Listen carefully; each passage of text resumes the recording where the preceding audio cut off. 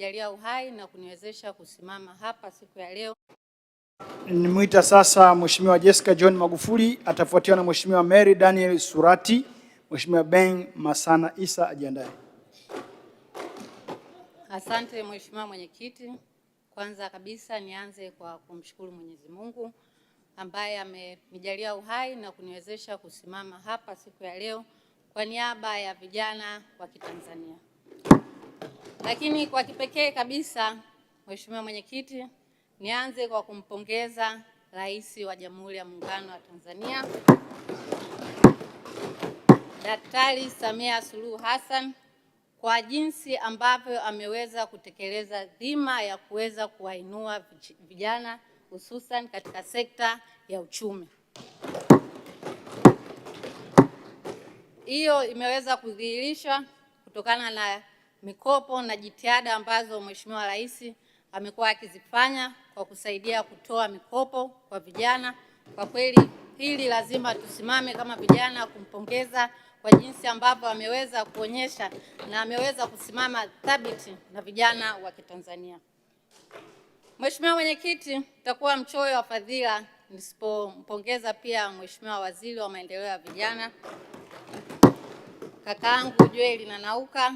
Kwa kweli ameweza kuwasilisha hotuba yake leo asubuhi na tumeweza kuipitia, lakini kwa kuipitia huko tumeweza kutambua ni jinsi gani ambapo ameweza kujikita zaidi katika kuwasaidia vijana, kuwainua, lakini kuleta mapinduzi makubwa ambayo yanalenga moja kwa moja vijana wa Kitanzania. Kwa hilo nikupongeze sana.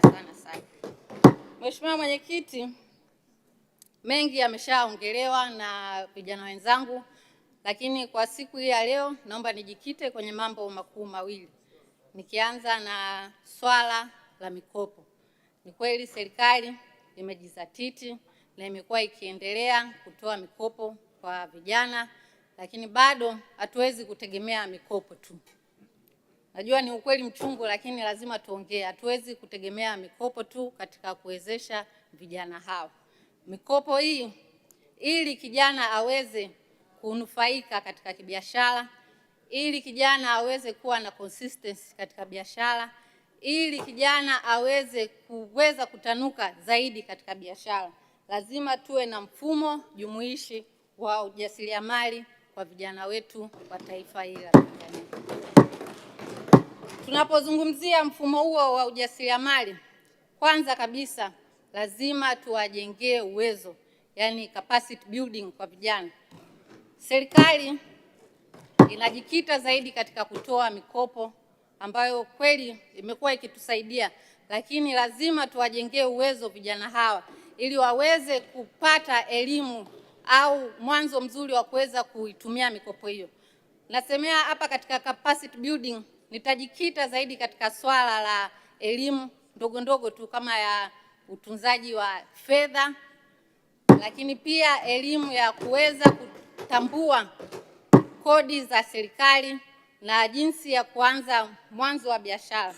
Hii itamwezesha kijana huyu hata anapoingia katika biashara kupitia mikopo ambayo imetolewa kuweza kutambua ni namna gani ambavyo ataweza kutunza kumbukumbu zake za fedha, lakini ni namna gani ataweza kukabiliana na kodi ambazo zitakuwa zinakuja. Anakuwa na uelewa wa kodi hizo. Lakini swala la pili ninaweza kuzungumzia kuhusu mafunzo ya kisekta, yani sector specific training. Kweli mikopo imekuwa ikitolewa na vijana wamejikita waziwazi katika kuwekeza katika nyanja tofauti. Wengine wamejikita katika kuwekeza katika teknolojia, lakini wapo ambao wamejikita kuwekeza katika kilimo, wapo ambao wamejikita kuwekeza katika viwanda vidogo.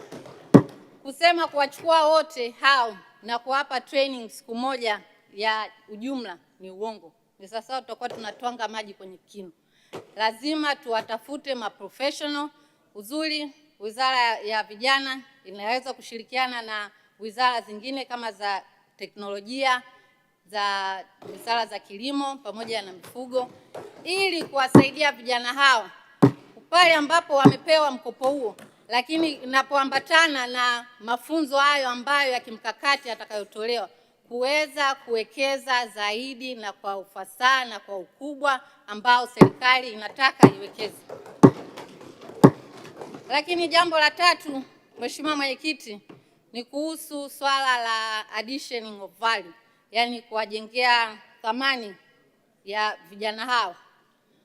Mikopo inatolewa, lakini pia lazima tuhakikishe kwamba tunawajengea thamani ya bidhaa hizo ambazo vijana wanaweza wamejikita zaidi katika kuziwekeza. Na bidhaa hizi lazima ziambatane na soko la ushindani ambalo lipo kitaifa na kimataifa. Tunaweza kuwapatia training, lakini pia kuwasukuma kuwezesha kuzalisha bidhaa ambazo zinaendana na soko la kila siku. Tusije tukawa tunatoa mikopo, lakini mwisho wa siku mikopo hiyo vijana wana produce product ambazo ni za hapa tu, yani haziendi sehemu yoyote, hazina ukuaji. Kwa lazima tufuatilie na lazima tu intensify hii kwa ajili ya kusaidia kumpatia kipato kijana huyu. Lakini swala jingine ni kuhusu upatikanaji wa masoko. Ni kweli serikali imejikita katika kuendelea kutoa mikopo hiyo, lakini je, mmewatafutia soko vijana au ni ndo tunatoa mikopo na tunawaacha tu waendelee hang tu? Kwa swala hili lazima tuwatafutie masoko ya kimataifa na ya kitaifa pia. Cha kwanza utamjengea uwezo kijana huyo, lakini jambo la pili utamsaidia kwanza yeye mwenyewe aweze kuongeza kipato. Ni comfort ambayo anaipata kwamba pale ambapo anapata mkopo, lakini serikali inamtafutia soko la kuweza kuuza bidhaa hiyo ambayo ameweza kuizalisha kupitia mkopo huo. Kwa hiyo hapo naomba Mheshimiwa Waziri niendelee kukushauri, lakini jambo la mwisho ambalo naweza nikashauri zaidi ni kuhusu kuanzisha maonyesho ya vijana, yani Youth Expo. Serikali yetu imekuwa ikisifika kwa kuanzisha maonyesho ya biashara kama Sabasaba ambayo kiuhalisia yamekuwepo kwa miaka mingi, lakini pia kuna maonyesho ya wakulima Nane. Kwa nini sasa isifike wakati na sisi tuwe na maonyesho yetu? Kwa kuwa tumetoa mikopo na tumewawezesha vijana hawa, database tunayo, kwa nini tusiwajengee kuwepo na maonyesho hayo ya vijana? Cha kwanza Mheshimiwa Jessica, muda wako umesha. Basi nimalizie. Naomba nimalizie Mheshimiwa. Malizia kwa kuunga mkono hoja.